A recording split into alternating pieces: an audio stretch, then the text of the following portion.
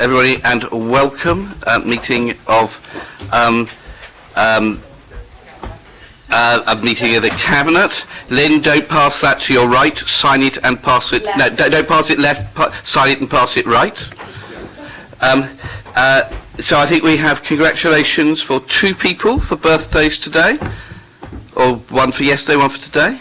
So Mr. Balfe, congratulations, 40 again. Thank you, And David, Mr. Councillor Ashmore, congratulations on being 40 yesterday. It doesn't want everybody to know it's now been broadcast. So folks, I'm not sure, we probably shouldn't sing in Cabinet, should we? Graham, should we sing in Cabinet or not? Definitely not, all right. So no happy birthday singing, sorry. So, ladies and gentlemen, apologies for absence. 2, 4, 6, 8. So we are missing Mr. Pitt, who I'm sure will be here. Any declarations of interest, ladies and gentlemen? Nope. I'm sorry, it's a very long agenda.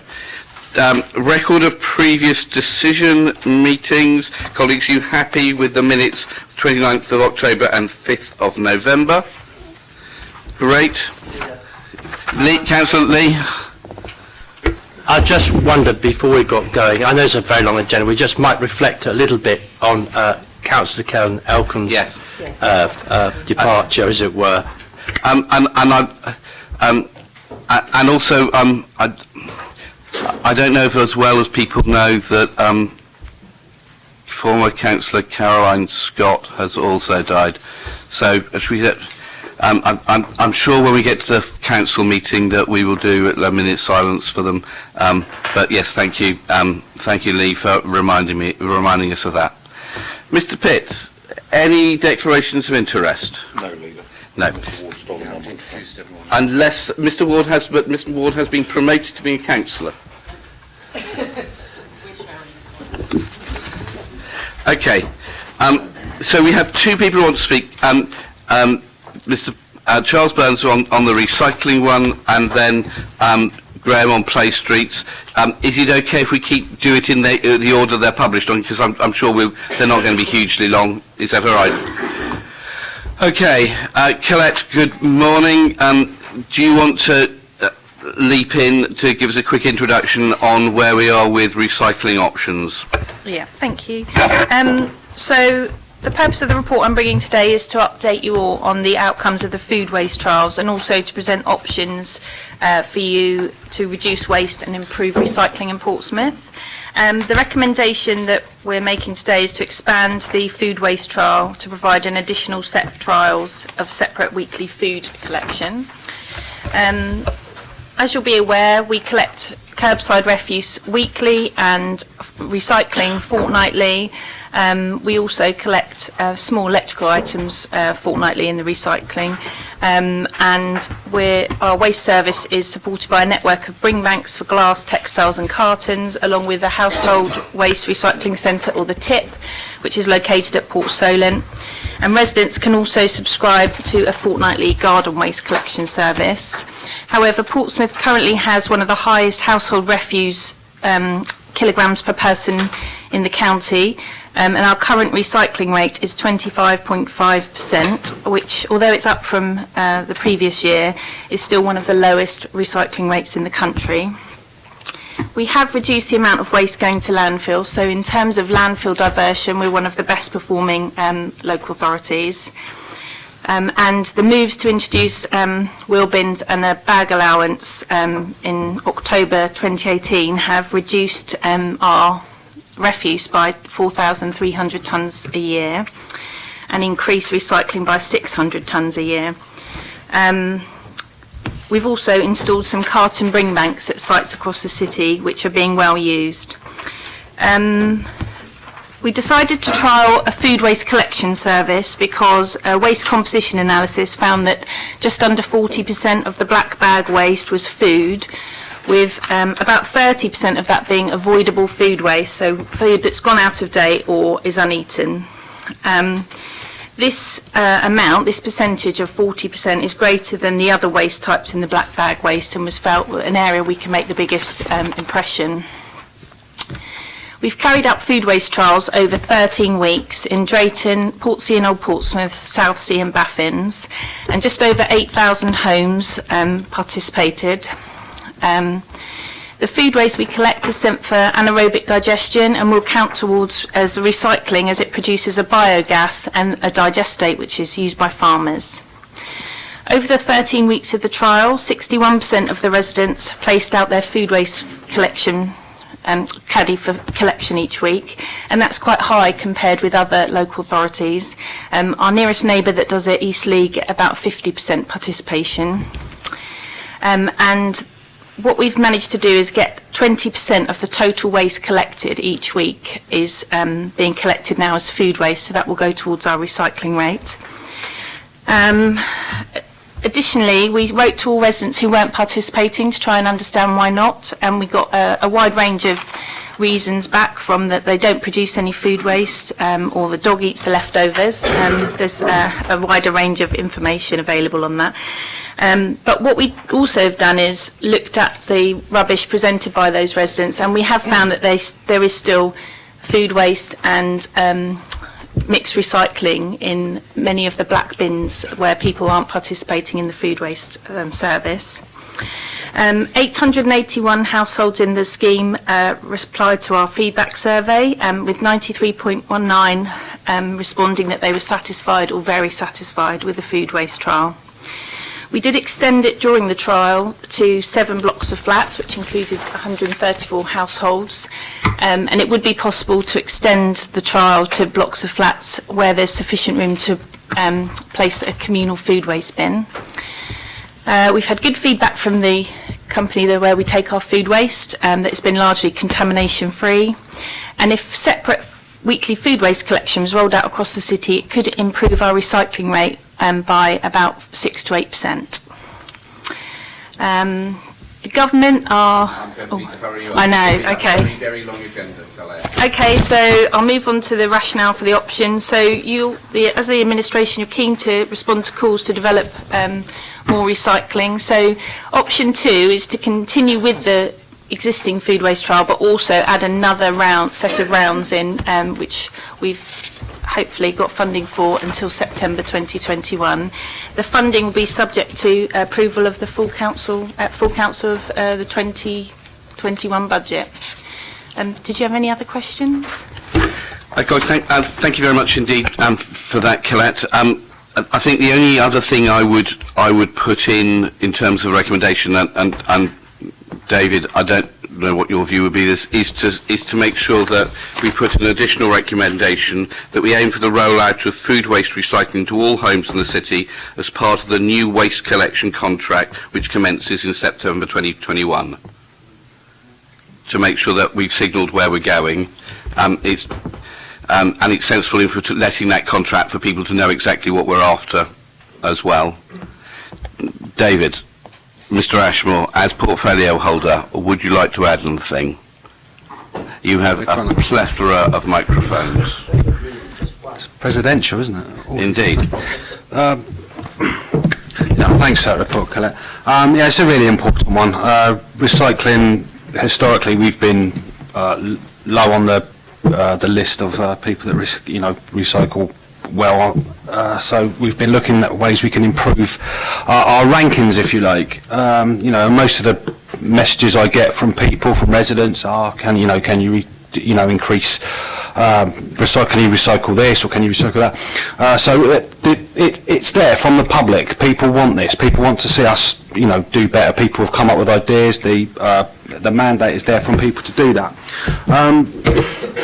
So we've managed to do things, I think Colette said, didn't you, we've managed to put things in like the carton banks, and we've managed to put extra glass recycling bring backs there. And you've also might have noticed around the city, you've probably seen the little pink chewing gum bins that we've done there. That's made out of, I believe, is it recycled chewing gum, which, I don't know how they do it, but it's done. But that's going the right way. Also little cigarette things you've seen gone up, and they've got like little opinion polls you can...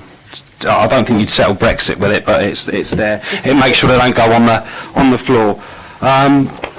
you know, people also going about plastic, and that's something that I want to say that we really need to join in and get manufacturers to take some responsibility for that, because plastic, although it's a menace, you know, the recycling markers are down for it. It's not very practical if you concentrate on plastic, and I don't know if you've seen reports, you might have listened to stuff on the radio or seen stuff on the BBC, but sometimes it's horrendous really that, you know, the plastic gets collected but then it just gets left because there's no way of actually recycling it practically. There's no way of sustainably doing it.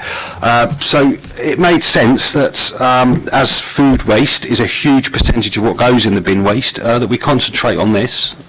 We noticed what the other areas were doing locally, and our take up on it has been absolutely beyond what we thought, you know, and it's been overwhelmingly positive from the members of the public about this. In fact, the only complaints I get is when people aren't in the scheme, they're like, can we have it rolled out to us too? So it really is good to see that. So, you know, and intertwined with that as well, we've got, you know, we want to make this a bold vision as well. So we, you know, David, put stuff in there with an anaerobic digestion. I'm getting there. I'm just really passionate about this, leader. But it's like we talk about the anaerobic digestion thing that turns it into biofuel and stuff, which could then go on to power vehicles, collection vehicles, which would be a circular economy. So it's all round good. So yes, I'm very pleased with that, leader. Thank you, and my apologies, Charles. I forgot to call you down. Yeah, I am now. So Charles, welcome. I'm sorry not to do it in the right order. Okay, thank you, Leader.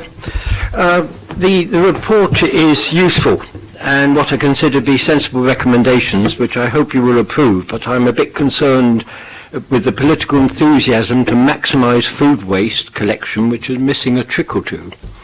As a post-war bulged child, I remember my mother going into Pinks and Havant with food coupons, so nothing could be wasted. Meal plates had to be cleared.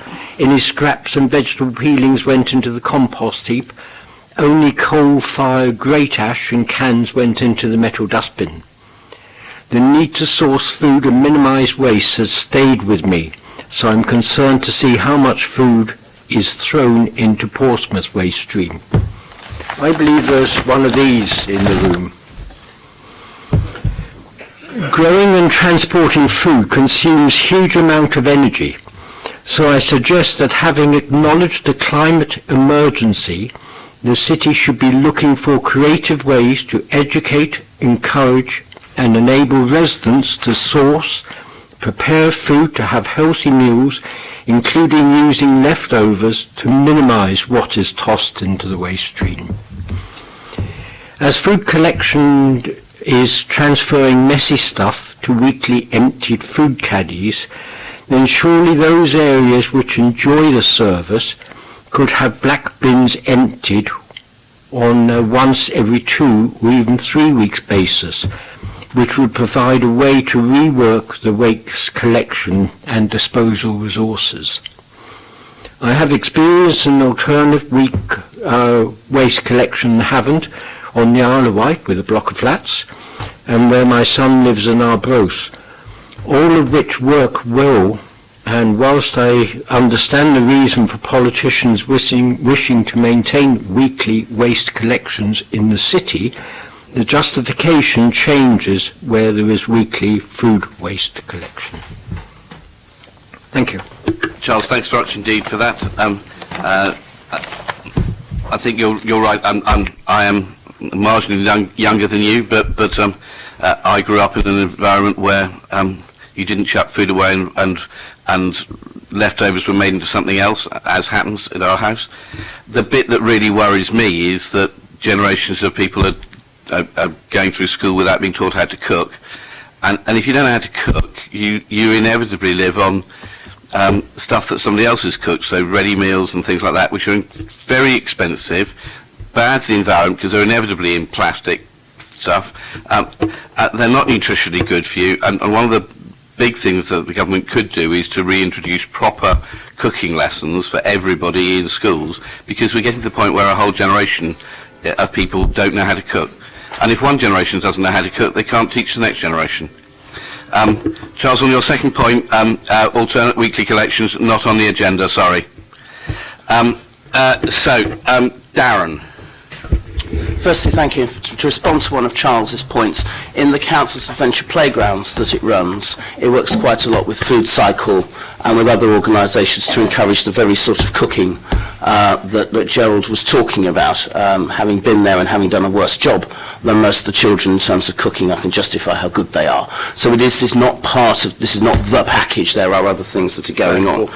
I would just say that I think that this is a sensible long-term approach to something that just hasn't changed for decades. In Southampton, students are now picking up food waste recycling, and I'm delighted that we're doing it and not students. So we're being proactive and we're taking the sensible long-term approach to this. As we go forwards, it'll be interesting to see how this will work in council blocks. I think that'll be something we'll look at, and also how it will work in HMOs as well. And I'm delighted some work has already been happening. As with Dave, I have residents in my ward who are on the other side of the road from the food waste pilot, and all I get from them is, when can I have it? I'm sure that we can roll it out. This is a sensible long-term approach, and I would support it entirely, Gerald. Thank you. Steve. Yes, thanks. It wasn't actually mentioned in the report, but I think I'm right in saying, Colette, that we do know that once people become very aware of how much food they're wasting, it does actually have a positive impact in reducing that, doesn't it? Yeah, and definitely anecdotally we've had that back from residents who've said that they didn't realise they threw out so much bread and things like that, and they've changed their shopping habits. But that is one of the usual benefits of it. And I agree also that waste minimisation is our focus, needs to be our focus. Leader, may I? Just as a point. Hold on, Lee, hold on. There is a queue. I can't hear. Because people are getting the microphones too far away from their mouths. So we need to be loud, ladies and gentlemen. No, not loud. Just bring the microphone up to the... Okay, Steve, can you be more distinct? The other thing I was... Is that better, Lee? The other thing I was going to add was that there's different ways to raise awareness around this. I know that when I was away last weekend, Councillor Ashmore attended the emptying of the Tread Gold's fish down at Portsmouth Cathedral, where it currently resides. As a City Council, we've been working with Pete Codling to move that around the city and raise awareness. We collected 6,000 plastic bottles out of that. It's a huge amount. And it will continue to do the tour over the next year or so, but it's actually prompted something else that's being brought forward in the capital budget, which is around changing the way we collect rubbish around the seafront, and initially in Commercial Road and Palmerston Road as well, around splitting out our waste bins so that we have bottle receivers on one and can receivers on one side to try and improve the amount of recycling that we're taking out the waste stream there too. So there's always more that we can do. I'm pleased that we are, and I'm pleased that art's playing a part of it. Okay, Rob. Colette,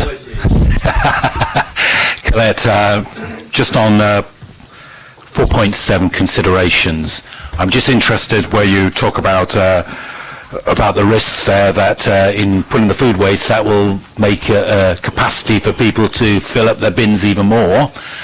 So you said it's a risk. Are we doing anything about it? Because I agree with you. I think at the end of the day, humans have a great capacity to create as much rubbish as they can fill their bags, and we need to actually be proactive about it. But actually, Rob, our experience is not like that at all. It's the exact opposite. We've had a fall off by introducing the black bins, which restrict the amount of waste people get. We're getting less waste and more recycling. So the experience in Portsmouth is the exact opposite of your perception. Colette. I think we have managed to reduce some people who had larger bins where they're putting food waste out. We've managed to persuade them to go back to a 140 litre bin, and we do monitor those things. We continue to monitor all the tonnage on a month-by-month basis, so it will be a focus for the team. Okay. And everyone. Folks, people often ask me, why are we doing food waste and not plastics?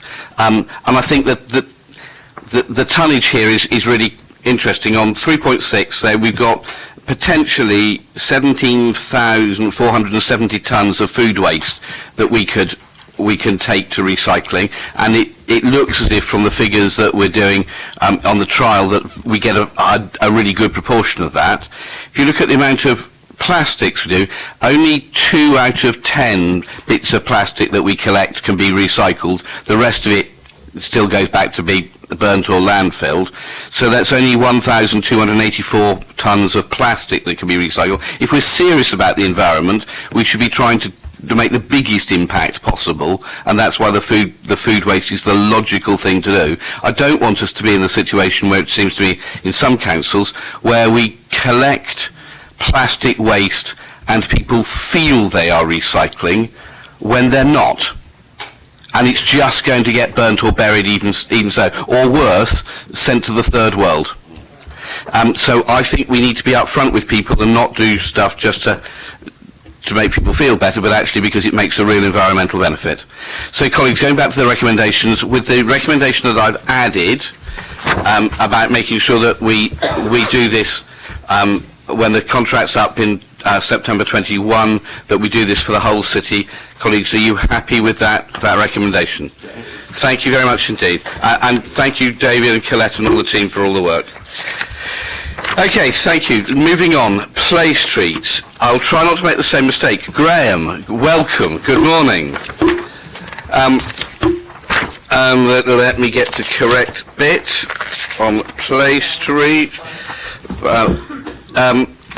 Okay, we don't have a Tristram. Michelle, come and Michelle and Michelle's shoes.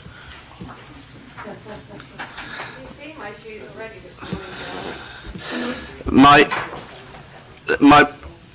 view that people only need 3 sets of shoes, one black, one brown and one for the weekend, has been rejected by Michelle, who has told me that she has more than 3 sets of shoes, which is... Anyway, Michelle, do you want to introduce it and then we'll go to Graham? So, yeah, leap in, but just don't take too long because we got a vast agenda.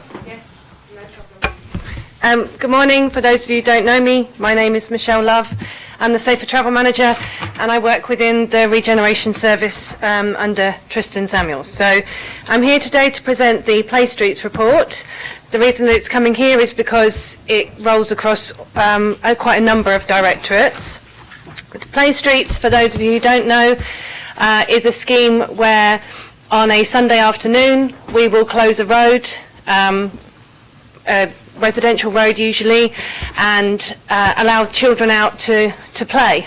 So sort of harking back to maybe more old-fashioned times. It works in cities because obviously people don't have maybe time or access to green spaces.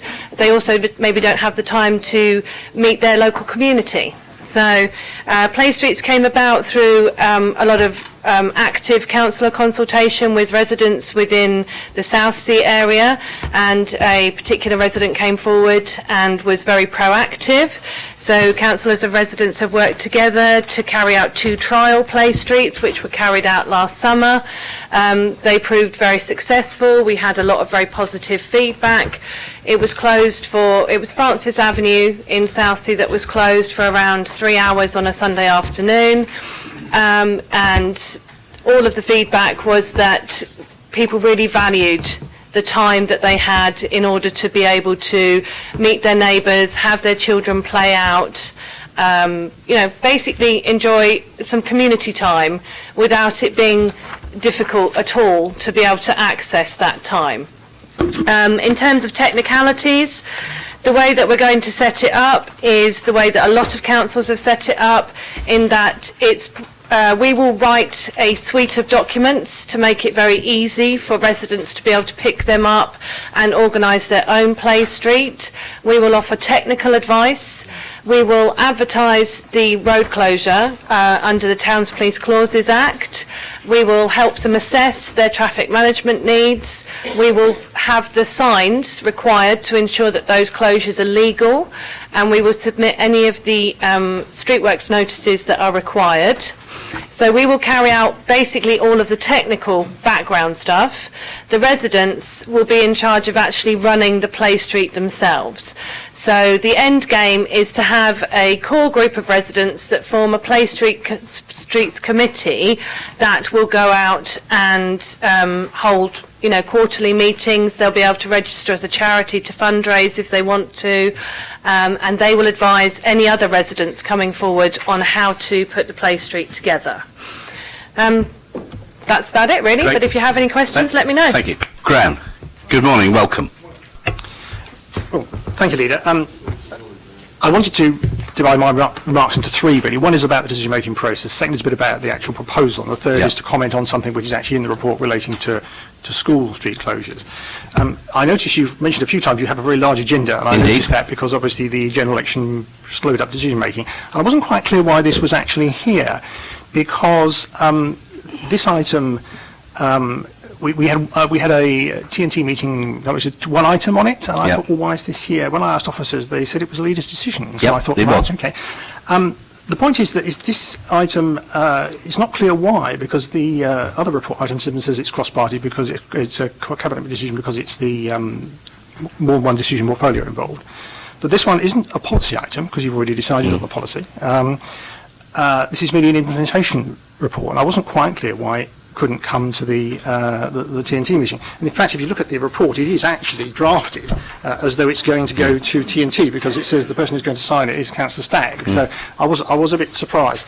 Also, you do criticise members for not turning up to decision-making meetings, and that means that I've had to do 2 meetings rather than 1, and that's obviously a bit of a problem, but not a major problem. But I'm just hoping that maybe we get a bit more clarity about why decisions are made to bring things to Cabinet rather than to the Cabinet portfolio holder. I'll pause there if you want. Oh, no, I'm very, it seems to me entirely clear that this covers a range of different portfolio responsibilities, particularly involving children. Play streets are designed to encourage children to play, and therefore it covers more than one portfolio, and the rules say that something that's cross-portfolio needs to come here. And actually, if we're going to try to get the council to get away from silo working to actually people working together, it is good to encourage those links between departments and portfolios. Okay. In terms of the report itself, I mean, I welcome it. Clearly, you've had a pilot which has worked successfully, and it's good to roll it out. The one concern I did have, and I did briefly talk about this with Michelle the other day, was we don't want to make this too bureaucratic for people because there are issues around insurance, for example, and I understand that the City Council actually dealt with the public liability insurance for the Francis Avenue pilot. The question is, are we going to put that responsibility on residents' groups if we roll it out? That could be a potential deterrent for people. I know you're talking about suites of documents, and that I've had a look at some of them. They are fairly simple. Other councils have got very simple forms, and that's also very important as well. As I say, the only concern I really had was that we shouldn't try and burden people with too much bureaucracy because that will put people off. So I hope we could maybe deal particularly with the insurance issues and maybe not lumber them with that responsibility, if it's all possible. Okay. The third and final item relates to the school street closures. It is briefly mentioned in the report, and it says, I'll just, if I may briefly quote, it says, the aim is to branch out school street closures whereby roads outside schools are closed to allow pupils and parents to actively travel, etc., etc. I happened to sort of delve a bit into this, actually, and I discovered there was a item in the news back last year, October 2019. Unfortunately, I can't get hold of the report because when I go on a page, it says page cannot be found. But this was actually reported elsewhere in a couple of other newspapers, including The Sun, would you believe? And it had a thing about... I'm sure you're an avid reader, Graham. Indeed, you see, I read all sorts of things, you see, in my research, just to find out about stuff, and I'm not unhappy to do this. It says Portsmouth Council is considering removing to reduce pollution by banning cars in school streets. Now, what I was particularly interested in was the comment that came from one of the councillors, because it says here, schools decided for trial. And it says, Councillor Susie Horton, Portsmouth City Council's Cabinet Member for Education, has decided on 2 schools to use as a trial for the scheme, which would affect hundreds of families. The head of Fernhurst School has a quote. I was interested that some sort of announcement seems to have been made back last April that we were going to go ahead with this, yet according to this, we're going to wait for the rollout of the other scheme before we actually consider the school street closures. Now, I would have thought that there's some merit in having a pilot of the school street closures, because actually a number of local authorities have already done this. Islington ran one in 2018. The other one that was interesting was Hackney, who apparently, according to their press release, said they sent a school streets toolkit to every council in the country, giving them advice on how to replicate their successful scheme back in May 2019. I mean, it seems to me that it was 10 months since we said we were going to go ahead with this, and I'm not quite sure why we need such a delay on piloting school street closures. We should at least be doing a pilot and not waiting, another year maybe or more before that happens. One final point, on the classification of roads, I found this in a report from 2011, which actually shows you what the classified roads are. I must admit, I didn't know which ones are which until I looked at this. And I think it's important that we clarify for residents which roads they can have closures in, because some roads are out. There are some roads which it says are dual purpose, and I don't know whether those are included in ones we can have closures or whether we can't have closures. Also things like bus routes and bin collection dates. We also need to clarify that for people about when they can close the roads. So Okay. those are really my main That's comments. fine. So I think we could raise different Yeah. questions there. So my understanding is from Michelle's thing was that we are looking for Sunday afternoons and there are no bin collection rounds on Sunday afternoons, so that won't be an issue. Michelle, any other bits and pieces to pick up from Graham's questions? As we said yesterday, we'll make the documents as easy as possible, because the idea is for residents to be able to be empowered and to be able to do this themselves. Within that, obviously, we have technical terms that we use within the council, classified roads, etc., etc. We will make sure that it is as clear as possible and run it past our communications officers before we publish anything. The classified roads, well, obviously, there are some restrictions. There's no point trying to promote community cohesion if we then block out another part of the community by not allowing a bus route. So there will be, on a case-by-case basis, as these requests come forward, we will make a measured decision about whether or not that road is suitable to be closed. Some roads don't, although there may be buses during the week, they don't have them on a weekend, or it may be possible with the services to time them around that. But we have all of that information within our department, so as residents come forward, we can certainly help them with that, make that assessment, and that will obviously be in the guidance as well. So, and in relation to school streets, we have the Super Zone pilot. So that's a year-long pilot that started, and it's cross-working between planning, public health, regeneration, education, and it's centred around Arundel Court School, and it is obviously primarily to address the childhood obesity problems, but through a very proactive way of looking at how people travel to school and then linking it into planning about what type of shops and takeaways are given, planning permission to go in a certain area. So school streets will form part of that. So that pilot is going ahead it started in January, and when Arundel Court have shifted over, because their school has been rebuilt into a new building, so when they're moving into their new building, then we will start the transport side of it, walking to school. They've booked Stomper, so he's going down for a half term to do, Stomper's Challenge, etc. So we are, over the course of the year, there will definitely be progress of this pilot. Okay, I've got Steve and Susie. Thanks very much, Michelle. Susie and I, as ward councillors for the street where this pilot happened, have been very enthusiastic about this. I'm very pleased that one of the residents who led on this has actually joined us today, because she's very interested and passionate about it. Hi, Laura. And there's a bit of a disconnect between a couple of things you said, Graham, and I get why, but if we start loading up whole lists of different streets and why they may or not be suitable, etc., it takes the human side out of it. And I think one of the reasons why this report needed to come to Cabinet is it's not a traffic project, it's a people project. The traffic is the incidental bit that needs to move out of the way to create the space for the people. So it's very much about community, and therefore I think it really does sit across directorates. the change that happens in an area by closing off a road and allowing the people to come back outside and relax and actually just be is amazing. The house on the corner of Francis Avenue, where I actually partially grew up, living with my grandparents there for a while, I hadn't met the current owners, but they came out and started chatting. Next thing, they came out with cakes and was distributing them around the other residents. We had a long chat about the history of the house. They hadn't engaged with anybody in that environment before. There were a number of residents who came outside and spoke to their neighbours in a way that they never have. So this is very, very much a people thing.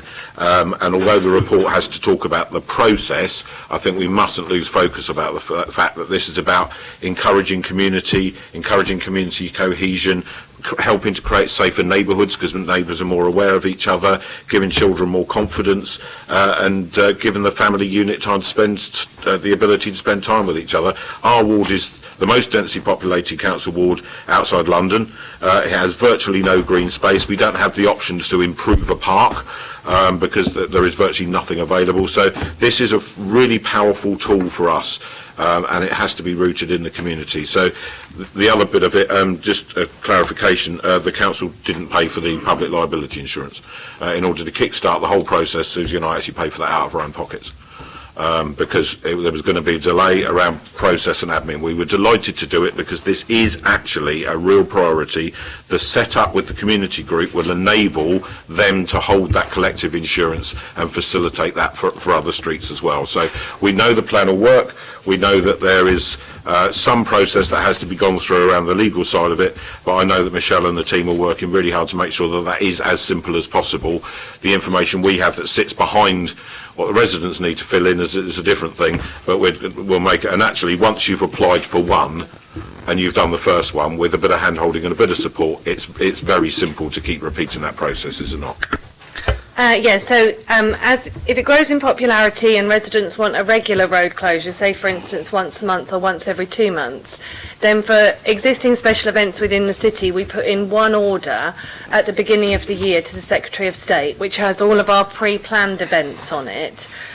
So the end game is to have regular play streets added to our special events order that's advertised at the beginning of the year, and then it's done for the whole year for those residents that are proactively wanting them every 2 months or something. Okay, Susie?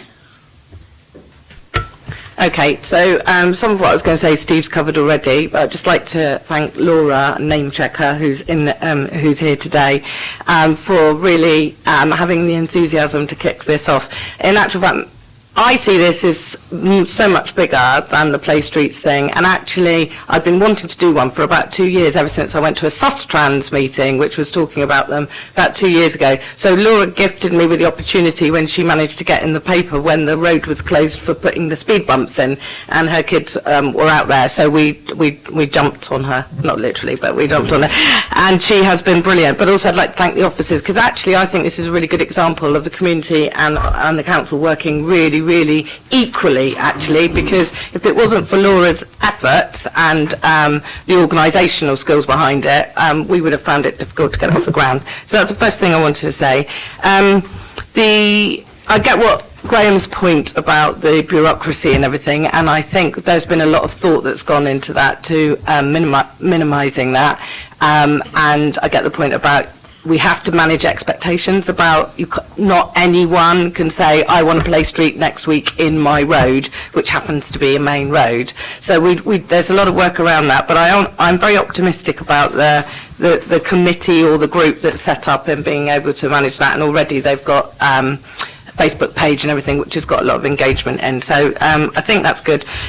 On the school streets, I really think, although it is mentioned in this document, they are completely different. Shutting a police street for a couple of hours once a month or once every 3 months or whatever is very different from the school street stuff, which is about managing traffic, as Michelle's already highlighted, on a day-to-day basis. There are quite a few schools who have said to me, when I've been speaking to them, I'd like to be a school street.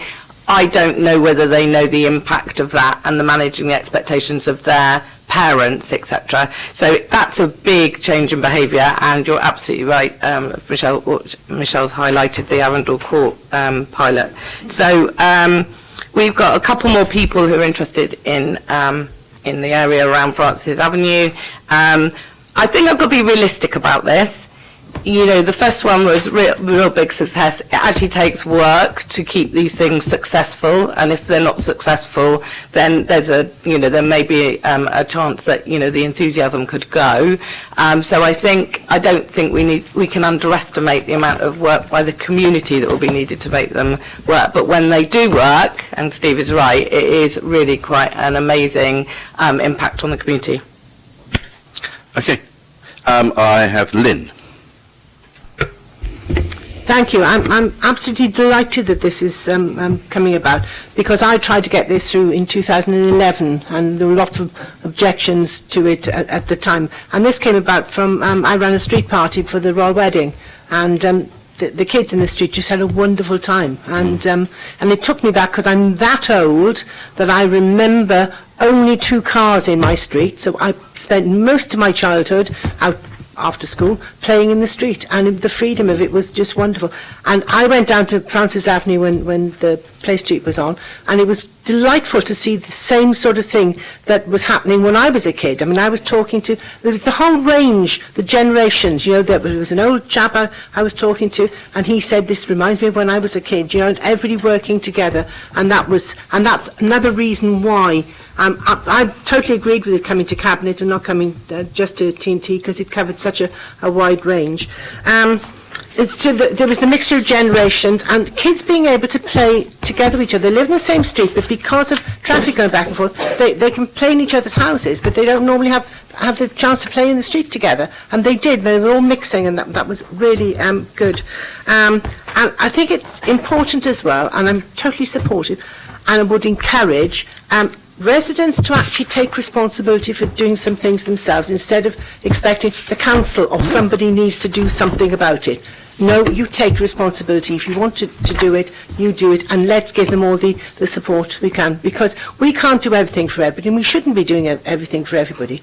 So I think for residents, families to get together and do things themselves is great.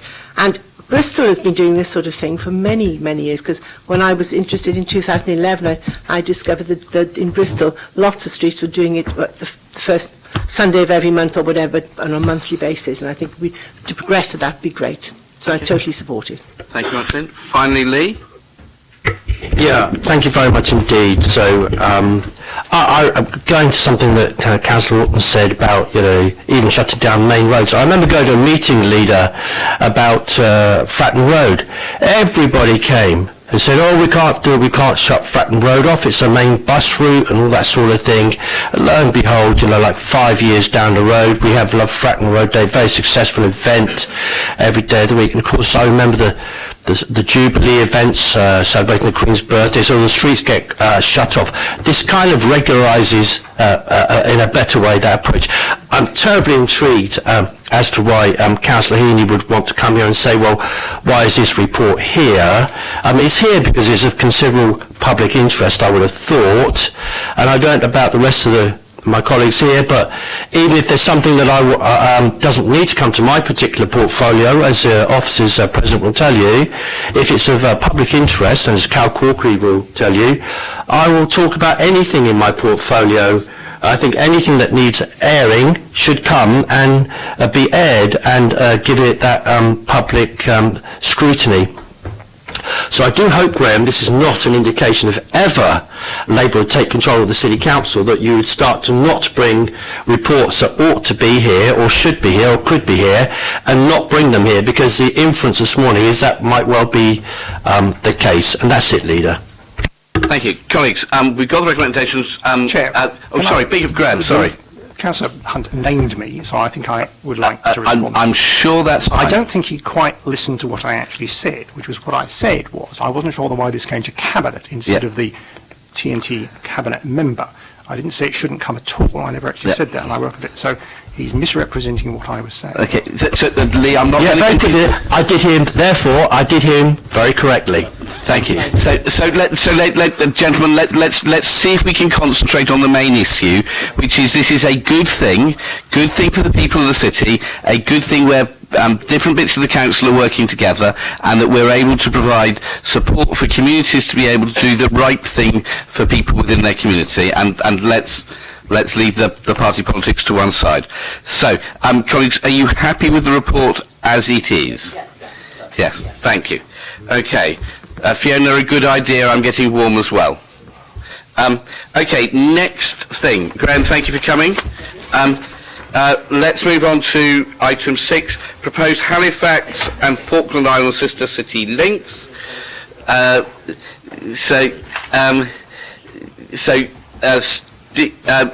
anything to add to the report? Leader, thank you. No, I think the report speaks for itself.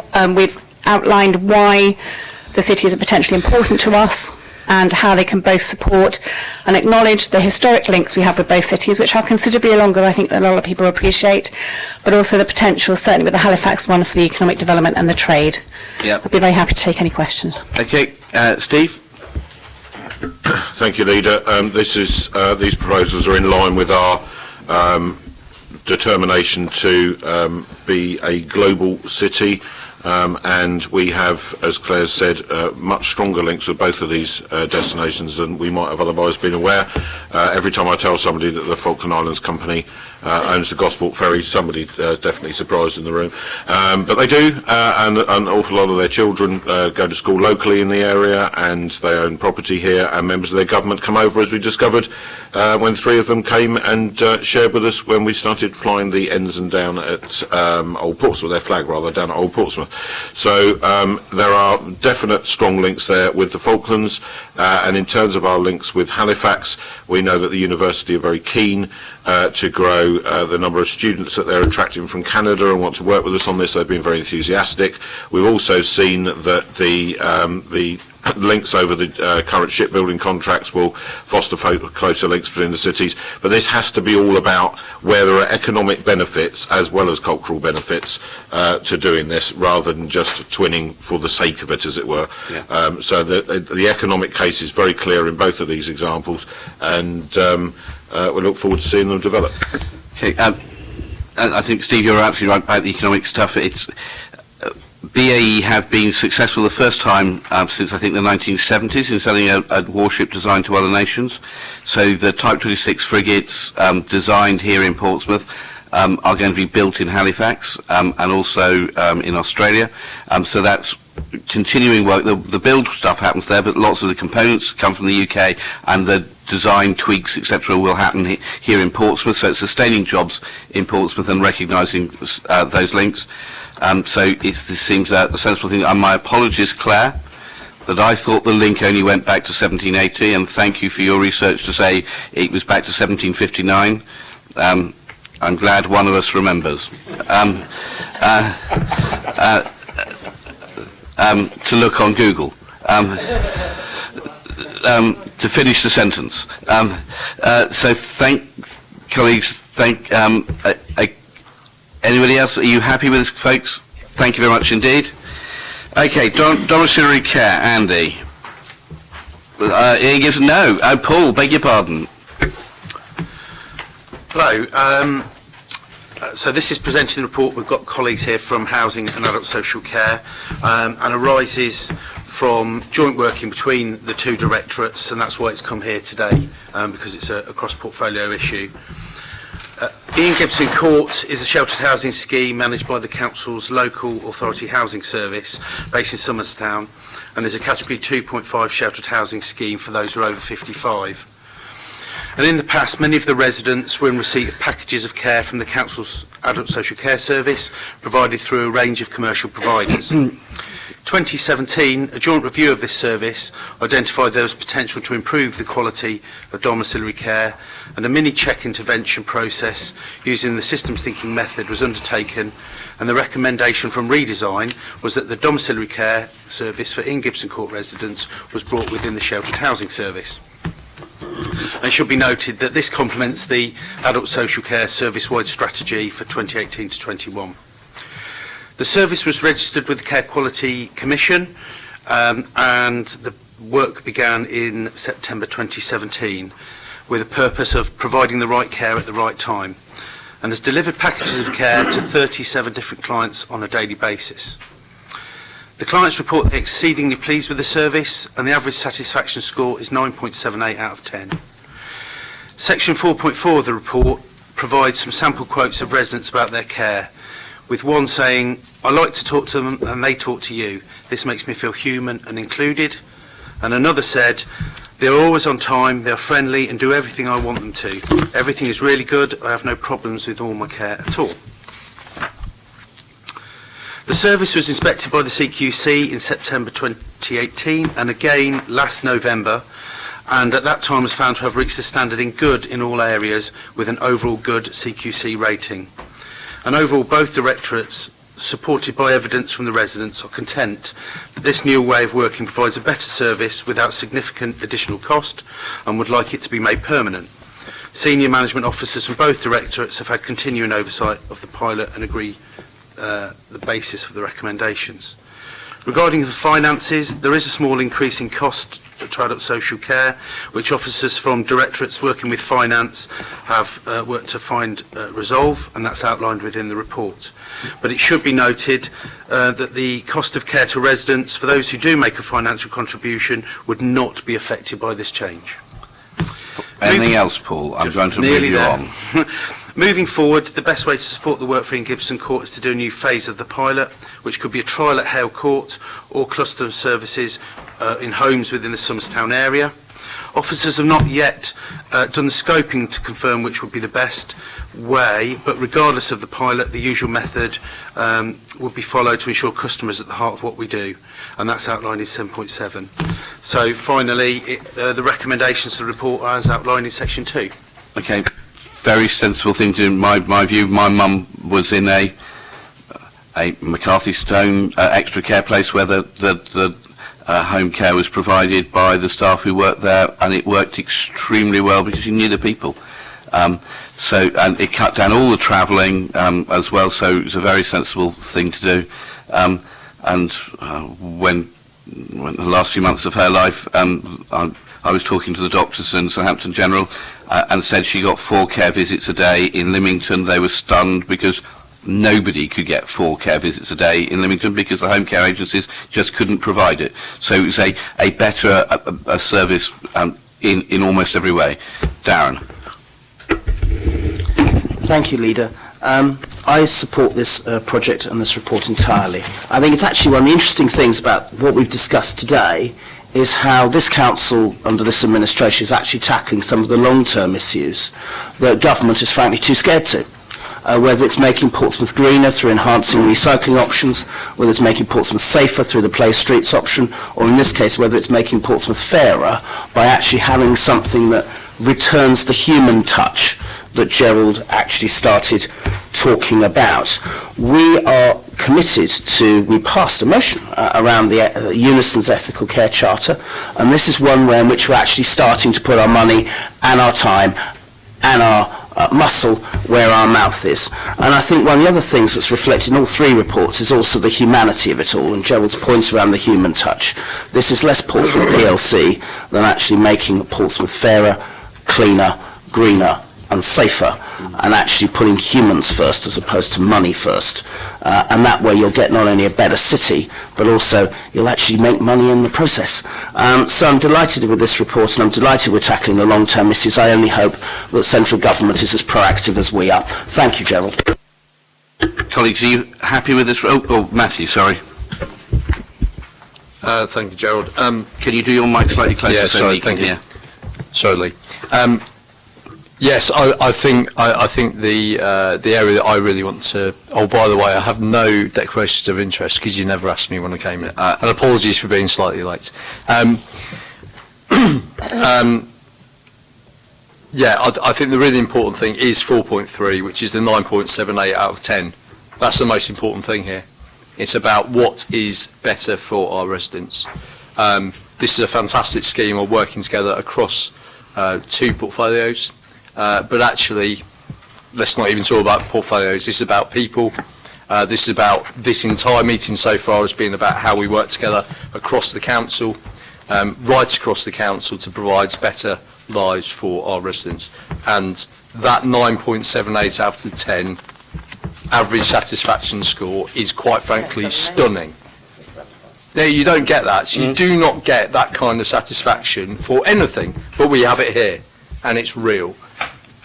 So this is a fantastic scheme. I'm really pleased that the pilot has gone so well. I'm really pleased that we want to roll this out and get it right. And even though, as it says in the report, this is and as Paul has mentioned, it is a slightly more cost to adult social care. Actually, it isn't. It might be up front slightly more cost, but we are talking about something that is going to save money in the future. Not because it's about saving money, but because you are going to keep people happier, healthier, more engaged, more able to live their lives the way they want to for longer, which means that they won't be on costs either in the NHS or social care further on down the line, because they are going to have better lives. And that is what this is all about, and that is all that we want to do, and this is a great scheme, and I really commend that and the report. Okay. Colleagues, you happy, Paul?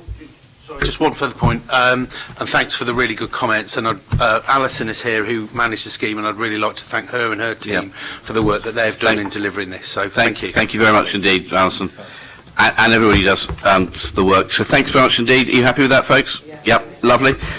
That moves on to Andy, with provision of residential care in the city. Thank you. A quick introduction. Yes. I will. Thank you, Leader. So the report's before you. The purpose of the report is to update Cabinet as to the availability of care and provision for older people across the city, the likely demand based on the statistics and figures that we've currently got, and the impact of extra care development for people with dementia in the city, and to consider the costs of residential and nursing care that's owned and managed by the City Council and options for ensuring maximum value for money. And that's all within the context of the adult social care strategy and the adult social care medium-term financial strategy. So the context lists that out and puts some further detail around the strategy. Available provisions in residential and nursing care are listed on what is page 100 in your pack through into page 101. We've seen a change in ratings within the city through various work that's been done in terms of quality, in that more providers, we only have one provider currently in inadequate, who we're actively working with, and more providers have moved out either to requires improvement or to good. The picture of demand is complex. We have statistics that tell us that we're seeing a growing population of older people, and statistics that tell us we're going to see a growing population of people with dementia. But we also have currently a downward trend in making residential and nursing care placements within the city based on alternatives that provide care for people in their own home. Alludes to some of the stuff you've heard about in Gibson Court, but also care provided in people's owned homes. So what we've tried to do is put a sort of mid-range analysis taking into account those factors to give us potential numbers for a requirement for residential and nursing home care placements in the future. And those are listed through on pages 102 and 3 in tables 1, 2, 3 and 4. So if we continue to see a positive trend in downward, so not placing as many people, that's at the bottom number on those tables. If we don't see that trend continued and we take into account the potential rise in population, that's the upper number in those tables. Those are a midpoint, though there are extreme cases either side of those, but we were trying to go for some kind of happy medium. So the conclusion of that on page 104, we see ourselves purchasing between 151 and 238 beds for people who need a residential care home, and for people who need a nursing care home between 159 and 174 by 2025. So worst case could be a 90% increase or a 90% decrease, my apology, for best case, or worst case a 6% increase. And those are the numbers that we've come up with and that we will keep monitoring. We've started a different type of trend reporting in adult social care recently to monitor those figures and see how accurate they are, to give us information to build on. We're also asked to consider the impact of extra care for people with dementia. People will be familiar with the fact that we've seen a levelling of the old Edinburgh House site in Portsmouth, up in the north city, and that will be used for building an extra care facility mainly for people with dementia. We don't have one of those in the city at the moment, so you've got a gap between the care that can be given to people in their own homes and residential care, and we think there's a cohort of people who don't need that residential care, but they need more than they can have living in a standard domestic environment, and that's what we aim that extra care will provide them with. We now have a flat site at Edinburgh, and so we're starting discussions about the design, the architecture, and all of those things that should bring a building within a couple of years, I believe is the current estimate. That will provide us with alternatives to residential care, but it also gives us an opportunity for people to move earlier to a solution than they may have done to res care. So those figures are difficult to calculate. We believe we'll see a further reduction in residential care. There is a summary of that. Moving on. We also did a calculation of the cost of residential nursing home care owned and managed by the City Council. We've seen a recent reduction in the portfolio of estate that we hold with the closure of Edinburgh and Hilsea Lodge. And we've compared ourselves against other local authorities for the facilities that we still provide in terms of Shearwater and Harry Sotnick House. We found that we're better value than many, but we still have a greater cost than in the independent sector.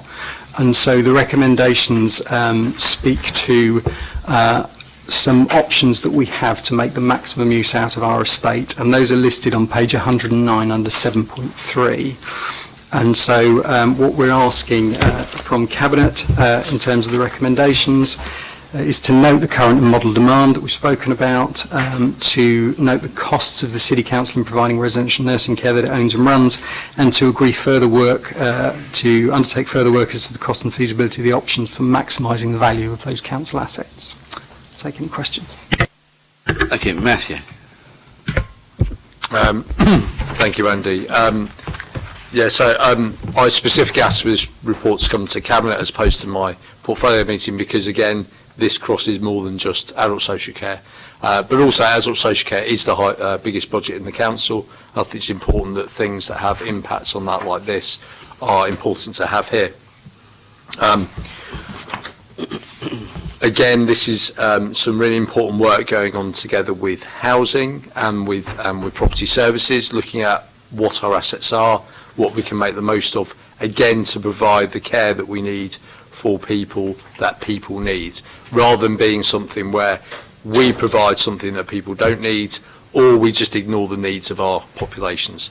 So that's really important. I think what's also a really interesting part of this report is the comparators with other places.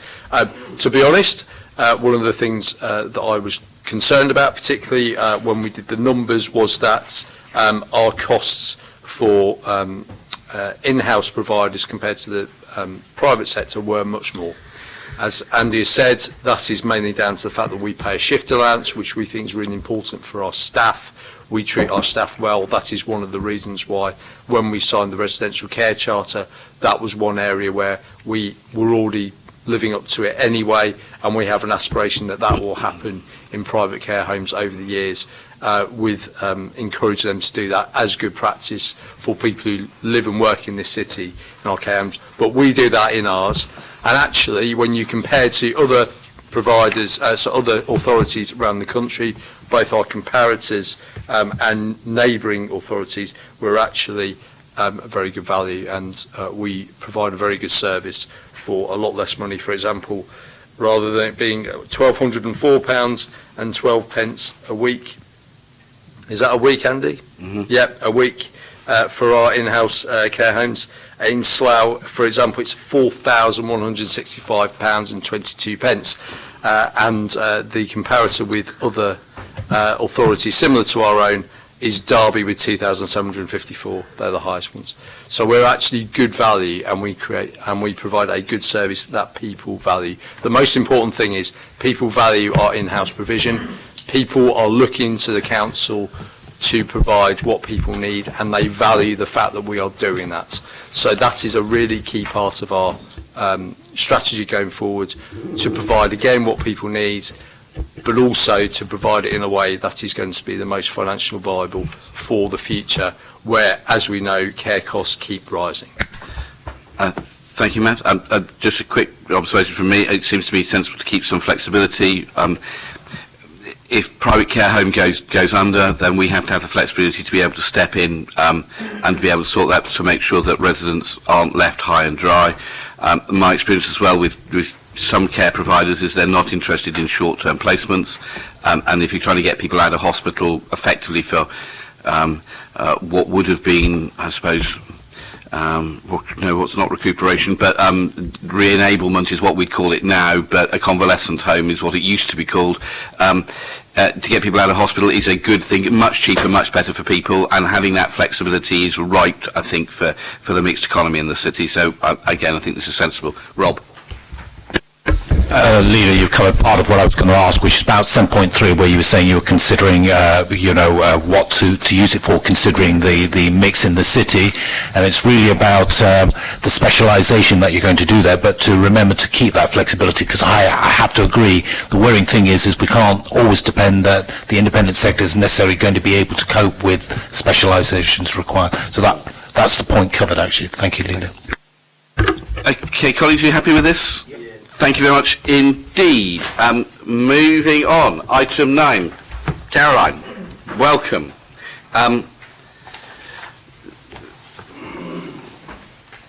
So, colleagues, this was an experiment which Caroline's going to talk to us about now, just to say what we did, why we did it, and what the result was. If you could do a quick introduction, that would be great.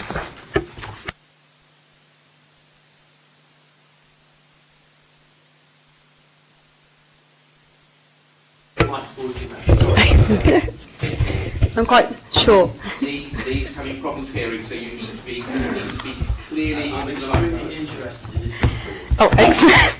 Okay, so, Matt Martin, do you want to say who you are? Good morning.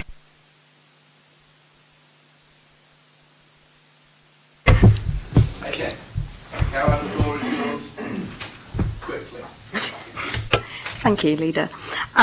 So, as many of you will be aware, since 2017-18, we've been implementing an upgrade of the street lighting within Portsmouth, replacing old technology for new LED technology. By doing that, we have saved 40% on our energy, and we've been able to make sure we have a consistent lighting level which is coherent with British lighting standards across the city.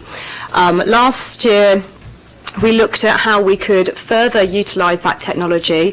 Throughout the installation process, we had been also installing a central management system called CMS, which enables us to create more of a smart city when it comes to our lighting. So we consider the needs of our city and also balance that against making additional energy savings.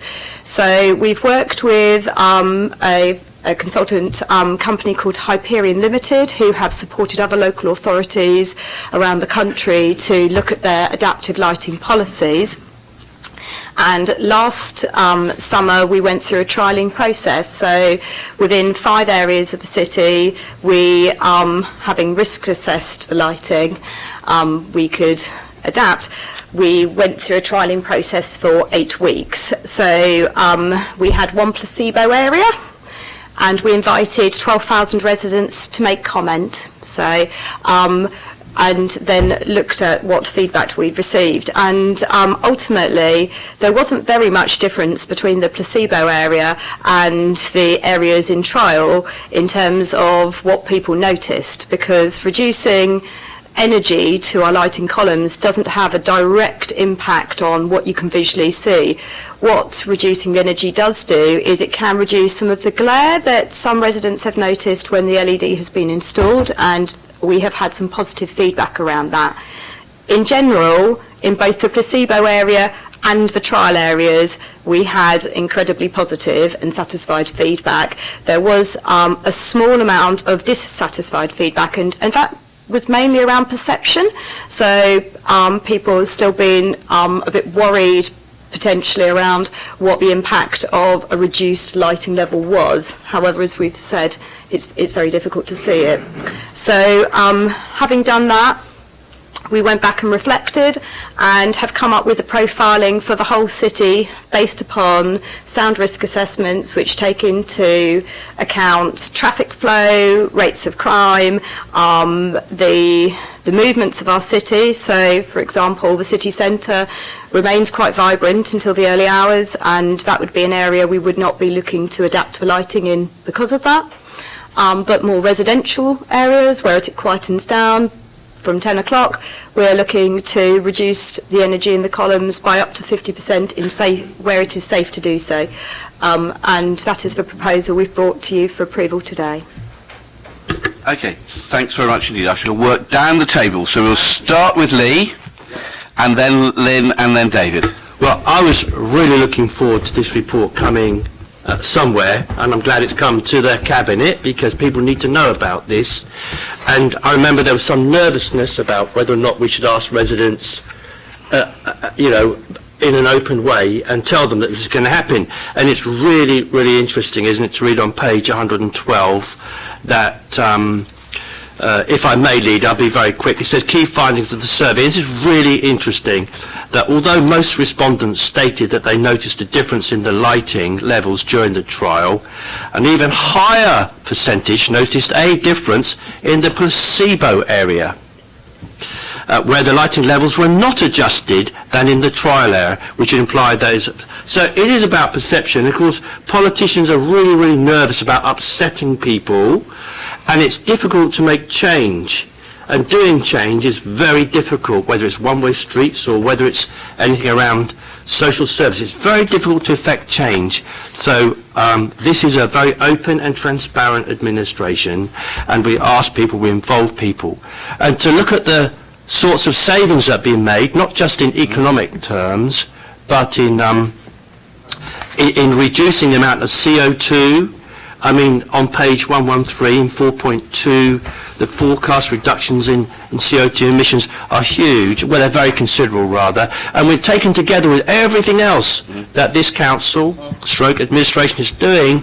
These are enormous savings and enormous reductions in CO2, from recycling through to LED lighting. And I'm very pleased that we're going to do it citywide. It's completely the right thing to do, and I'm enormously grateful for you bringing it to us in the first place and for helping us achieve what we want to do. So thank you very much indeed. Thank you. Lynn. Thank you, Leader. Susie and I went to, I think we called it a demonstration one evening, and it was between Fawcett Road and Victoria Road North, and there were a representative bunch of people there. The people from the emergency services, there was somebody who was partially sighted, somebody in a wheelchair, community wardens, so a whole range of people, and they dipped the lights at various amounts, 25% initially, then 50%, and then 75%, and that was a bit dodgy. And it was really, really good. The thing that impressed me more than anything, where we were standing was between where we were standing and Victoria Road North, there was an alleyway. And I said, that is a potential problem area for, crime, etc. But they said, not a problem, because we can actually do individual ones so that they can keep the lights quite bright in those ones and dim them elsewhere. So I was sold straight away, because and everybody was in agreement. So it was a whole range of people. So it's not just officers doing it with a vested interest. It was people who had nothing to do with it at all. So I'm really delighted it's gone in, and I think from the point of view of savings, yes, for the city, but also the environmental savings as well. It's really good. Well done. Thank you. David. Okay. Well, a lot of what I said was covered by Councillor Hunt there. Should we move on then? No. I was just going to say, because it's got on the appendix there. It just shows you how much.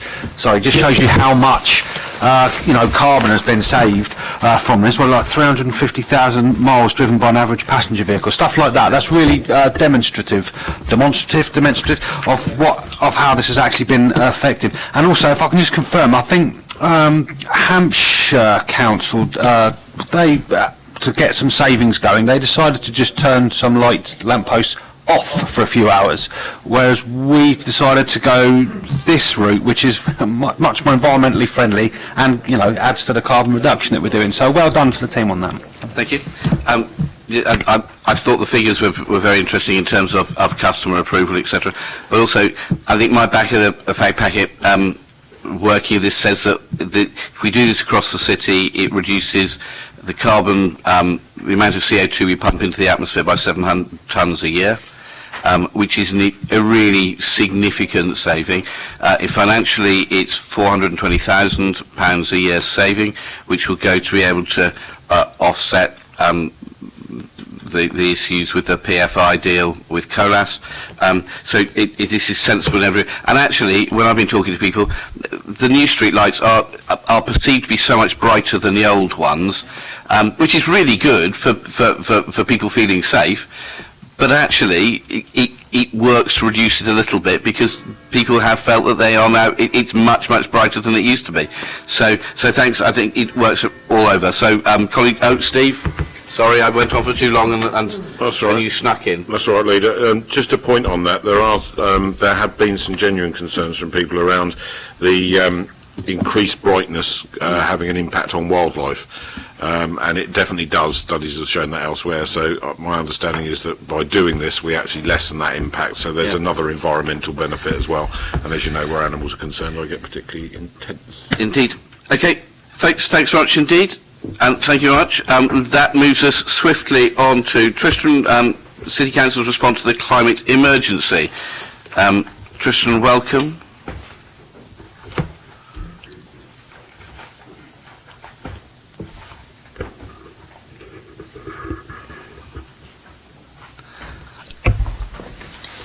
Hi, so I'm Tristan Thorne. I'm the strategy advisor, climate change.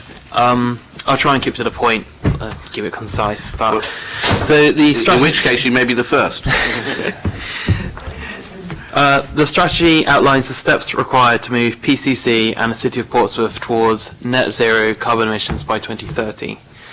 We've made a lot of progress over the last 10 years. However, this trajectory will plateau by 2025. All directorates across PCC have made positive steps, and we will all need to make further radical steps and take even more progressive action to reduce our emissions to net zero by 2030. So the first part of the strategy will identify and reduce the emissions attributable to PCC. We have complete control over our owned assets, so we can take significant steps to not only reduce our emissions, but also to lead by example. PCC also has a strong influence over the entire city's emissions. We will therefore need to take progressive steps to ensure that walking, cycling and sustainable transport are prioritised over car use, both by those living within the city and those travelling into the city. We will need to ensure that all of the Council's decisions consider climate change and carbon emissions. This has been developed by the new Integrated Impact Assessment form and can be further developed through a carbon budgeting system. We do concede that we cannot force change in all businesses and groups in the city. While PCC can lead by example and demonstrate good practice, we will need to provide guidance and support to Portsmouth residents. A measured behaviour change campaign will need to be enacted to encourage and facilitate actions which will reduce the city's carbon emissions. Further citywide climate action, such as community engagement and lobbying, will be driven by the Portsmouth Climate Action Board. The board's strategy currently includes conducting a city-wide carbon audit and holding a citizens' assembly to determine the public support for different levels of climate action. This is a first phase strategy. We will receive feedback on this document from partners in the city and are also inviting expert input from local partnerships, an organisation linked to the Local Government Association.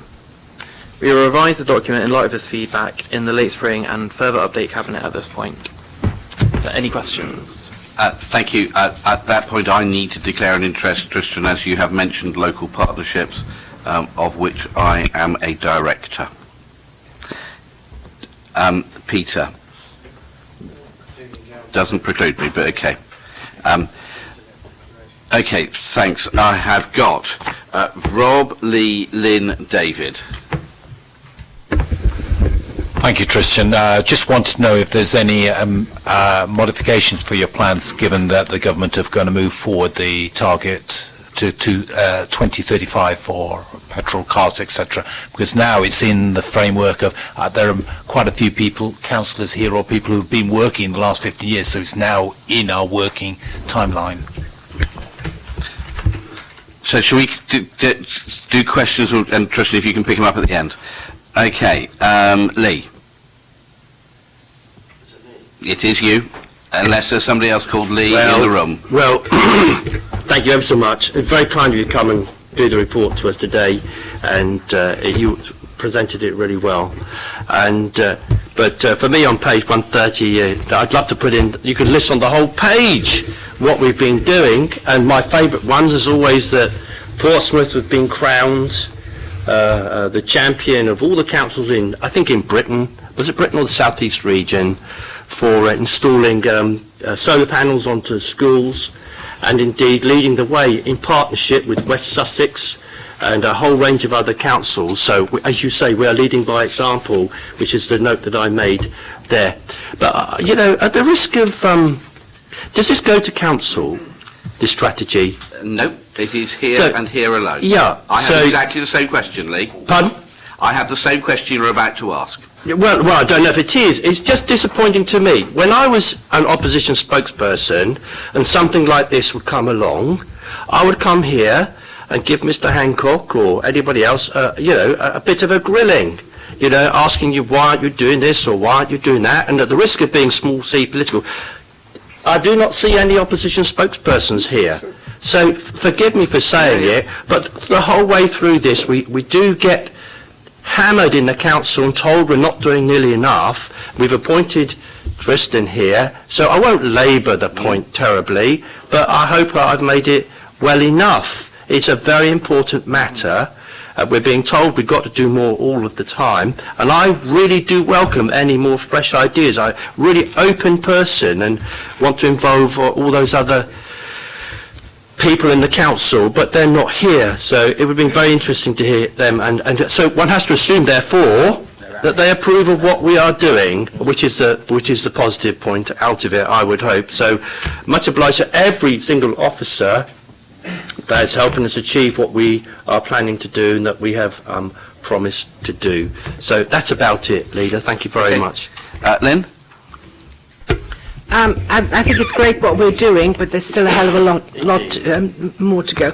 And one thing I've mentioned before, and I'll say it again, I think we should be far more cross-portfolio working. Planning, for example, should be, in my opinion, I'm saying that all new developments must have solar panels or other alternative energy supplies, rather than, because a lot of it's not just transport that is causing a lot of the emissions which are affecting climate change, but it's things like gas boilers. I mean, pumping out loads and loads of CO2.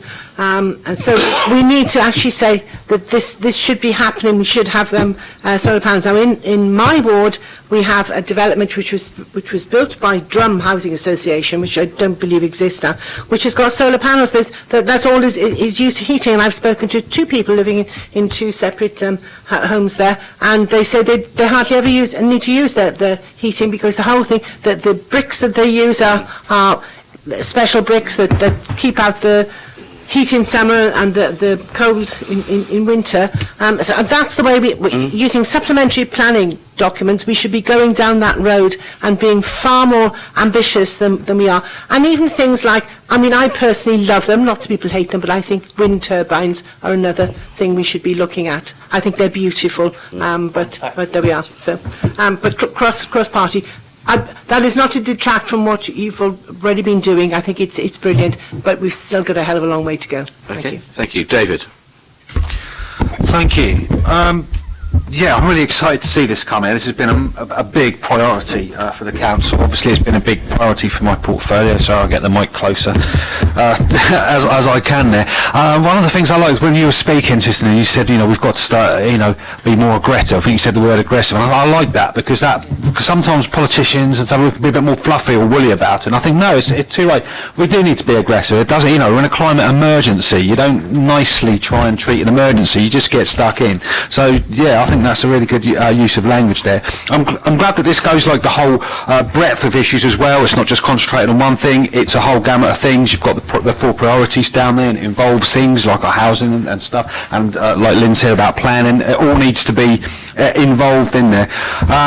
You know, we've been trying to go through this, you know, cross-party. We've had different cross-party meetings on different things. For whatever reason it hasn't worked, the others haven't been able to come there or haven't, whatever. So now we're looking at, when we had a meeting with the Climate Action Board with the leader there, we want to expand that so it's not just you know, environment portfolio holders, it'll be other portfolio holders and spokespeople in there. Let's try and make this, you know, let's try and encourage more spokespeople to get there, and so we can all, you know, have a joined up approach on this, which is what it should be.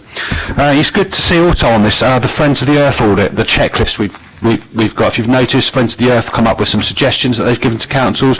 On the appendix there, we've got green ticks where we're hitting, amber ticks, you know, where we could be doing better, or things that, you know, are next on the list there. So that's good as well. We really do want to work with, you know, local community groups like Extinction Rebellion, Friends of the Earth, the Climate Action Board, as I've already mentioned. So yeah, these are great steps on there. You know, I do run out of superlatives to describe the teams we've got there. You know, you've got Tristan there, the Climestones, Kelly Nash, kind of thing, Richie Lee over there with the air quality thing. But we are, you know, resources are stretched, but we're still managing to get this done. You know, and the lack of regulatory powers, funding, etc. It can be really frustrating when you see, you know, when you think, if they'd have given us more money, we could have done this with the buses, we could have gone electric or something. But I know that Councillor Stagg here is working to get a bus depot, you know, to help with that, because the buses were saying there's no infrastructure here to do that. So all these things are all overarchers, and yes, I am really, really glad to see that finally we've got the integrated impact assessments on all the things on there. So that it's not just the equalities now, it's the ecology, the environment, that sort of thing. I won't go on any further because I can see you glaring at me, but yeah, I could run out of things to say on this, but yeah, absolutely fantastic effort. Thank you. David, I have never been accused of glaring.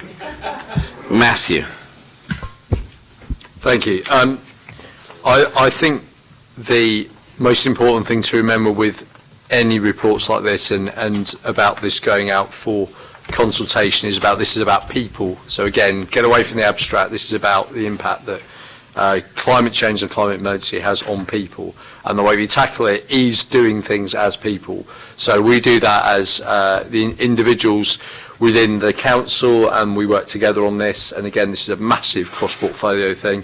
So we have everything from, I mean, when you go through the priorities, you have property, you have energy, you have transport, waste, environmental improvements, and then we have our further opportunities and ambitions, which go right across things we can do as a council, but also you can do in your own homes and within the community, and about the next steps, how we're taking things forward, which includes the things of carbon champions, for example, governance of resources, how we actually manage this, and then adaptation, which is all about things like our coastal defences. So that is a really, really huge thing. And so actually, if you put it as an abstract, it can seem absolutely massive. But if you think about it in context to how it relates to you as individuals within your communities, and you as communities working together on this, you can really see what difference it makes. And obviously this goes for everyone from who are the very youngest children to the very oldest adult.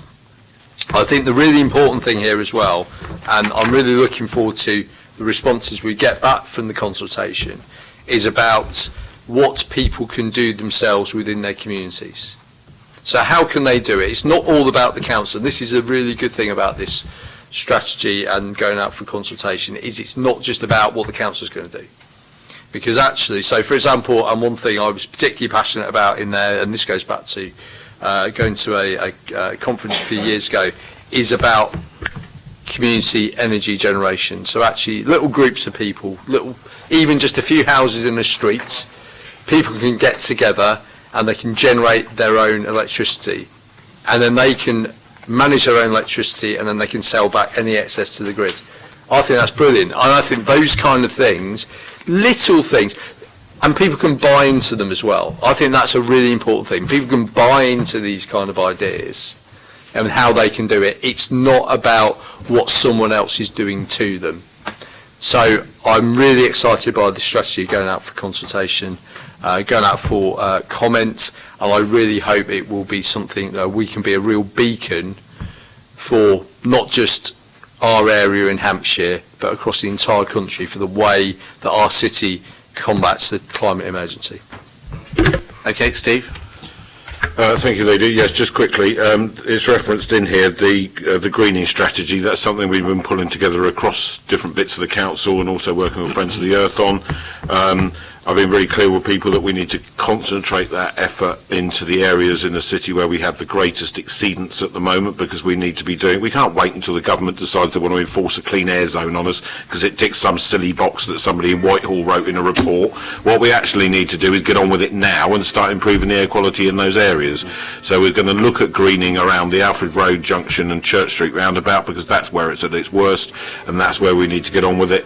We're also actively seeking feedback from residents across the city.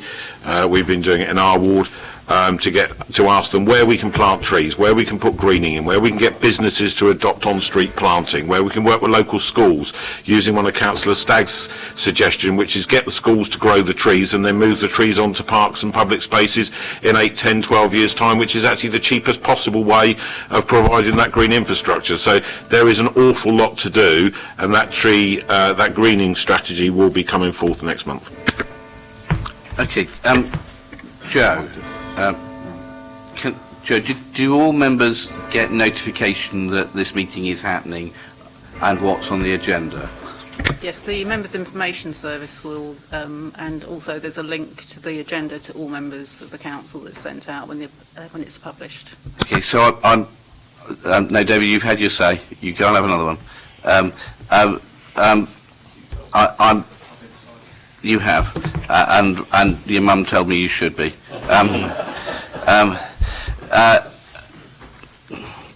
So I can understand in some ways, when we had the last council meeting, our Conservative colleagues voted against the motion on climate change, and so there is a logic for them not being here.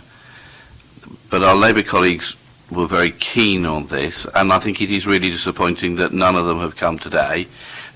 In my view, it is, you cannot solve the climate emergency just by one party. You have to have people working together, and I'm keen that that's what we do. So I'm disappointed that they're not here to try to work together to try to make a difference here in the city. But we'll have to think of ways in which we can encourage them to not just say things but to do things as well. Colleagues, are you happy for this to go out to consultations? Rob, no, I'm sorry we've come to the end of this. No, I'm waiting for an answer. Oh, you were asking for an answer, sorry. So the change, Tristan, the change in the time when people can register new petrol and diesel cars, will that make a difference to this strategy? It will have a direct impact on this strategy because our target was already 2030. So the answer then is no? No, yes. Thank you. Okay, folks, thanks. Are you happy with this, colleagues? Yes. Thank you very much indeed.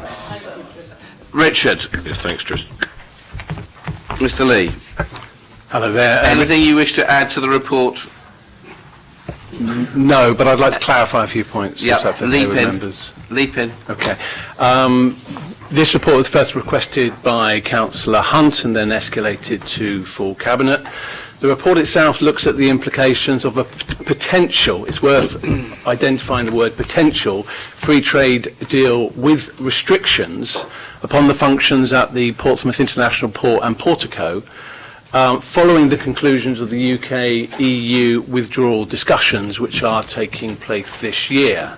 I think the purpose of the report and the recommendations are clearly set out within Section 1 and Section 2, and they focus upon the risk to regulatory services and the Port Health Authority, and identifies the financial concerns also with regards to those risks.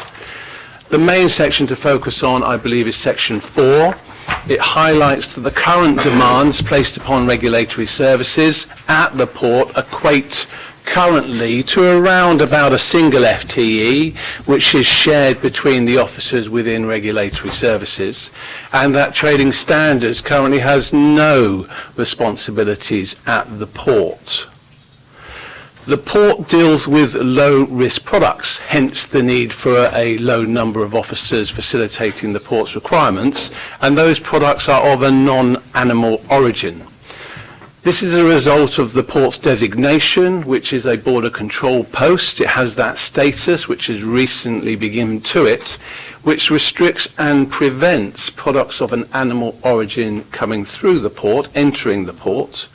But it's worth highlighting that this does not relate to roll-on, roll-off activities, and that we believe there is a possibility that the focus upon RoRo activities may change during or after the withdrawal discussions, and therefore at some point the responsibilities of regulatory services may increase. The discussions with the government remain unconfirmed in respect to RoRo, hence the need for this report, because we are trying to predict what those implications might be, and indeed the ability of the port to facilitate products of an animal origin being imported through it. So if the checks are being introduced, then it's highly significant in terms of regulatory services and our ability to deliver whatever those checks may be. The checks themselves are highlighted in section 5. I don't believe I need to go through them, but effectively they are of three types: documentary, identification, physical, which may include sampling of some products in due course. Section 6 really focuses on the question mark in relation to trading standards and the possibility of the functions and responsibilities of that team in relation to the importation of products and the safety and standards of those products being imported through the port. What I'm saying there is any increase in the responsibilities of regulatory services, particularly in regard to trading standards, as there are none currently, will obviously be relatively large. Section 7 provides an example of what the checks might look like in relation to fish catch certificates. And Section 8 confirms that our engagement with government at this stage in relation to our readiness in terms of dealing with potential checks is currently considered as low. Section 9 highlights the need for staff with the correct level of qualification and expertise to perform port house functions as part of regulatory services responsibilities. And Section 10 summarises the risks, all of which focus around the need for suitable staff, the ability to employ those staff, the lead-in times in regard to recruitment should checks be required, and the lack of available revenue funding status to employ those staff should those checks indeed materialise. So in summary, the report highlights the concerns that any increase in demand for regulatory services down at the port will be unable to be matched by the resources currently available to the service, and then should those checks be required, even if the funding be made available, the lead-in times to recruit those staff is significant, and it's for that reason the recommendations are set out within Section 2. Any questions? So Richard, we gave a copy of this briefing to Grant Shapps, the Secretary of State for, well, I gave it to him, Secretary of State for Transport, in November. Have we heard anything back from him? Because he was keen, so he said, for there to be more trade coming through the Portsmouth International Port. Have we had a response from government? I've had no direct response from that individual. Of course, there are communications with government continuing through this process as it develops, as those discussions develop. Okay. I think the other people who it would be useful to send this report to would be the LGA body dealing with Brexit. Kevin Bentley, who's Deputy Leader of Essex, has been very supportive of us over that process, and it would be good to send this to him. I've highlighted this at the LGA National Executive, and they are aware of this, and they regularly meet ministers, and that would be helpful. But it seems to me it would be prudent for us to be prepared for the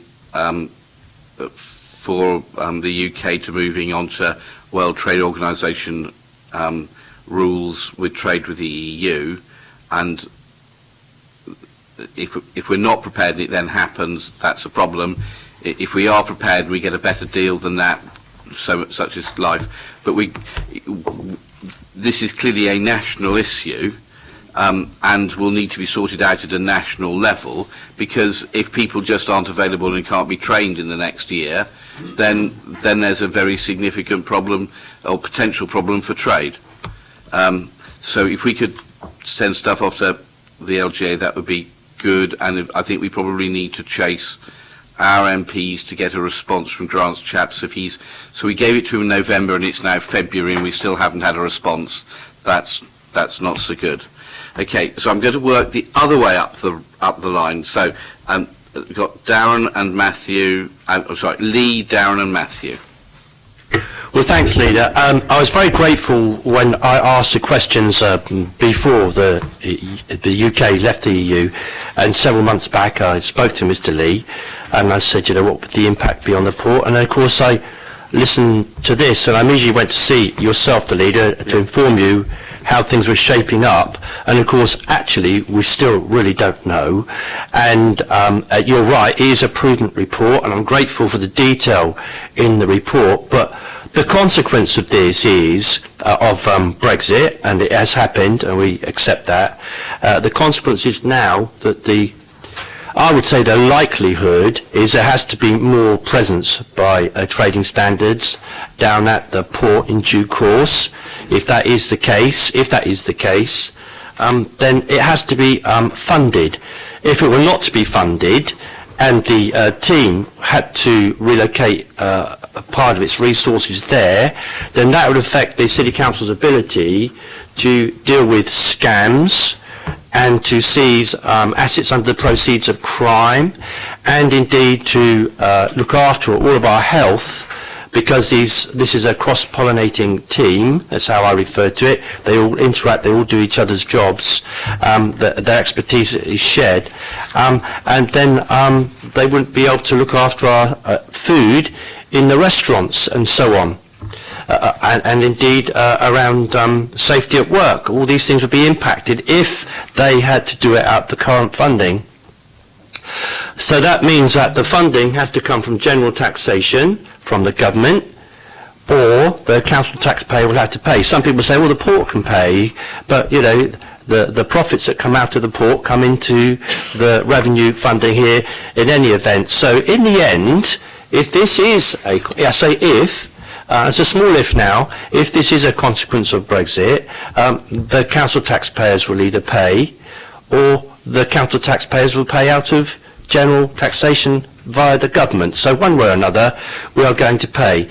But we do need to ensure and be prepared, as Mr. Lee has said, and you have said, Leader, as well. So this is a prudent report. It is not an alarmist report. It's a factual report based on evidence brought to us by a very competent officer who knows exactly what he and his team are talking about. So I welcome the report, and at least we are aware of what's coming down the line. Okay, thank you. Darren. Thank you, Gerald. And thank you very much, Mr. Lee, for this open and honest report about the situations that we face, and it shows yet again that this council is actually taking the lead on the long-term things that affect this city, one of which is going to be our future relationship with the European Union. I think one of our roles as an administration is to try and bring this city back together again after the divisions of the last 3.5 years, and that means being open about what is on offer. Steve mentioned a global city earlier on, but also open about the problems that we face. And it is clear that unless something changes, if we continue down either the Canada partnership route or the Australian deal that doesn't exist with the European Union, then if nothing changes and we don't get any more money, then there is significant damage to our port's ability to function, and that means significant damage to our city's economy. I don't think anybody in this city wants that, and I'm delighted that you've highlighted that now, so that we can try and work on this long-term problem together and see if we can actually try and make Brexit work. but this report does suggest that there are real problems along the way, and there may be real damage to our port unless government stumps up the money. It should not be people in this city who have to pay because of government policy. Okay, Matthew?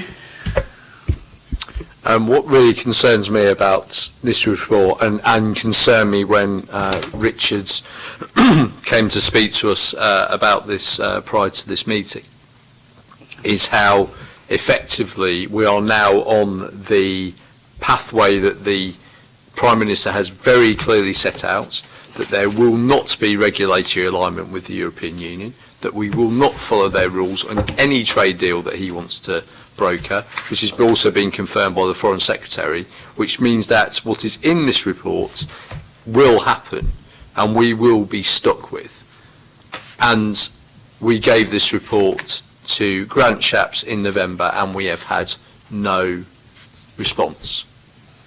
So the government knows this is an issue, and I have not heard anything from the government either before the election or after the election, any acknowledgement at all about the utter chaos it will cause ports in this country. It won't just be Portsmouth, it will be every single port because of the particular thing, but it particularly affects us because of the nature of the kind of food we import. We only import non-animal products as an import of food. With roll on, roll off, it's completely different, but if there's no regulatory alignment, we will have to do checks on those, where of course a lot of our meat products come in via that way, and animal products. So I'm really quite angry. I'm quite angry we're in this situation. I'm quite angry with the fact that we are in a place whereby they're just, even if we got the money, there aren't the people to do the work. And what is that going to mean? I don't know.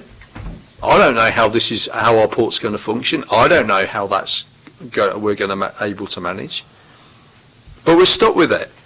And the government knows this, and the government are ignoring it, and the government are lying to people. They are absolutely lying to people. Because they say having a Canada or Australia style agreement, or as Councillor Sanders said, non-agreement when it comes to Australia, having an agreement will mean we have to do checks. And they know this, and I don't think they care. So yet again, we are standing up for the people of Portsmouth to deal with something the government is making happen to us. They need to get on, and they need to give us money, they need to give us resources, they need to make sure that our port can function. This report sets that out in very clear terms, and I'm really pleased that's come. And as Councillor Sanders said, it's an open and honest report. It is absolutely important that we are completely clear. For the people of this city, we need funding and resources now, because the government is on the route. They have made it very clear that they don't want regulatory alignment. Therefore, we will have to have checks, and therefore the consequences of this report will happen.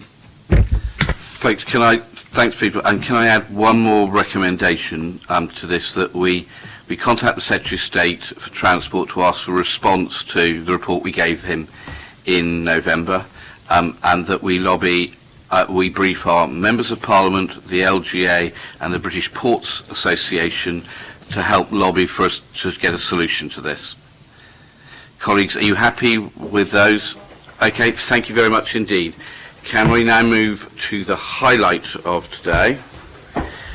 Chris, Treasury Management, have you got anything you'd like to add to the report? 20 seconds. 19, 18, 30. This is your mid-year review. You'll recall that you approved a strategy at full council back in March. There's 2 notes and recommendations within this report that essentially say that the council has remained within the strategy that you approved within March. No further comments, Chair. Colleagues, are you happy with this report? Yes. Thank you. Let's move on to items 13 and 14, which is the budget. I'm sorry, I'm going to have to go in a minute because I need to be in London this afternoon. but our job here is to pass this budget on to full council, for the council to be able to look at it. I don't think it's our job here to debate it in the same way we'll full council. But colleagues, can I draw to your attention the amended capital programme which is in front of you. Having had feedback from one of the cruise companies who we're trying to encourage to move from another port in the south of England to Portsmouth and to bring their business here, one of the things they've highlighted to us is a need to look at an elevated walkway for cruise passengers to be able to get from the new cruise bit of the terminal into the ships themselves. So we put that in terms of a piece of borrowing, but it'll need to be analysed in a business case like everything else before any money is spent to make sure that it actually does make financial sense. So that is the one change that to this. But overall, I think this is a sensible budget that looks in a responsible way about long-term solutions to problems in the city, and I would commend both of these reports and hope that we pass these on to full council. Steve. Leader, I think you're selling us short. It's not a sensible budget. It's an ambitious and sensible budget. We have to note here that the plans in this capital budget are the most ambitious investment in green infrastructure and attacking the climate change issue that this city's ever had, and we should all be very proud that we've put that together, because it's been a huge amount of work. There's a hell of a lot more to do, but we shouldn't shy away from the fact that we are investing in that. We are investing in housing to make sure that local people, as Darren always likes to say, have homes that they can afford, and quite right too. We are investing in the dementia extra care to look after vulnerable people, and we are investing in our cultural and heritage assets. We said we would, and we are doing it. It's not sensible. It's something to be very proud of. No, yes, you're absolutely right. And I think looking at this must be the greenest council budget that we've ever had here at the City Council. The investment in the anaerobic direct jesters, in the wind turbines at the port, in electric vehicles at the port, in LED lighting, and the food waste trial are all taking us in that direction. Colleagues, are you happy to pass this on with that amendment to full council? Thank you very much indeed. I think that is it. Joe, anything we haven't done? Okay. Thank you very much indeed, everybody, for your time. I think the rest of you, not me, are meeting over the way if people have a few minutes back in the civic offices for a few things. So thanks very much indeed. Bye-bye.